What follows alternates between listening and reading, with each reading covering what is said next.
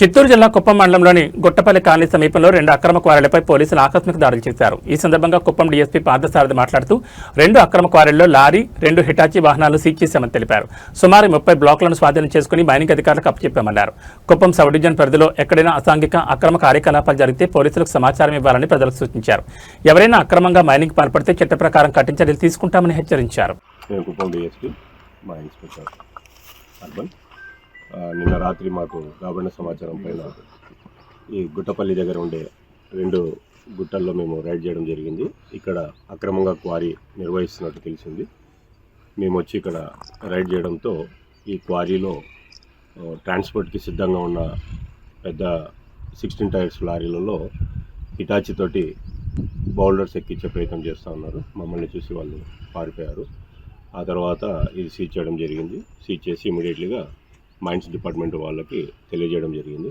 అలాగే ఈ రోడ్డుకి అవతల వైపు కూడా ఇంకొక చోట కూడా ఇటువంటి క్వారీ జరుగుతుంది. అక్కడ కూడా వెళ్ళి తనిఖీ చేయగా అక్కడ ఒక హిటాచీ ఉంది.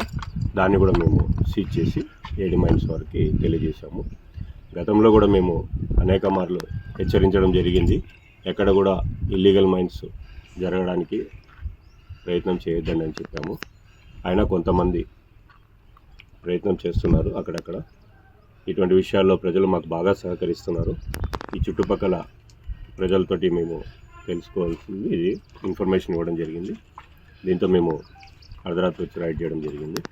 ఇలాగే ప్రజలందరూ కూడా సహకరించి ఈ అక్రమంగా జరిగే క్వారీస్ విషయం కానీ, అక్రమంగా జరిగే పీడిఎస్ రైస్ గురించి కానీ, ఇంకా ఇతరత్ర ఏమన్నా సరే ఇల్లీగల్గా ఏవి జరిగినా కూడా ఇలాగే మాకు ఫోన్ చేసి సహకరిస్తూ ఇటువంటి విషయాల్లో కొద్దిగా అలర్ట్గా ఉండి మాకు ఇన్ఫర్మేషన్ ఇస్తుంటే ఇటువంటి అక్రమాలు జరగకుండా మేము చూసుకోగలమండి. Thank you.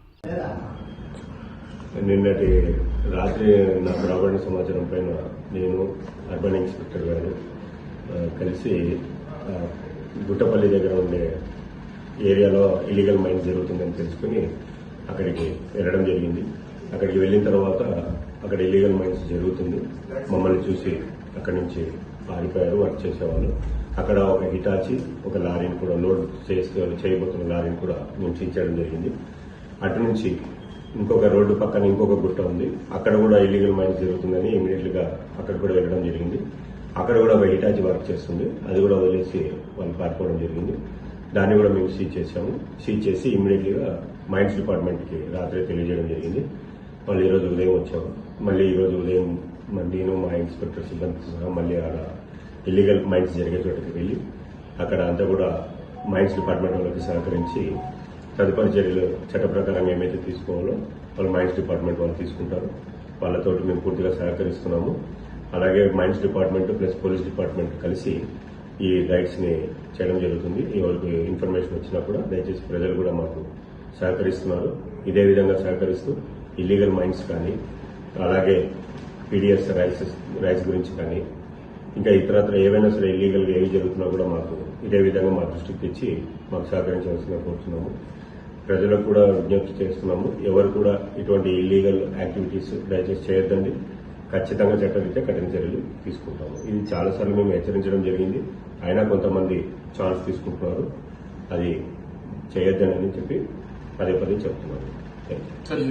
కూడా ఏడీ మైన్స్ గారు క్యాల్కులేట్ చేస్తారు. ఆ బ్లాక్స్ అన్ని కొలతలు పెట్టాలి.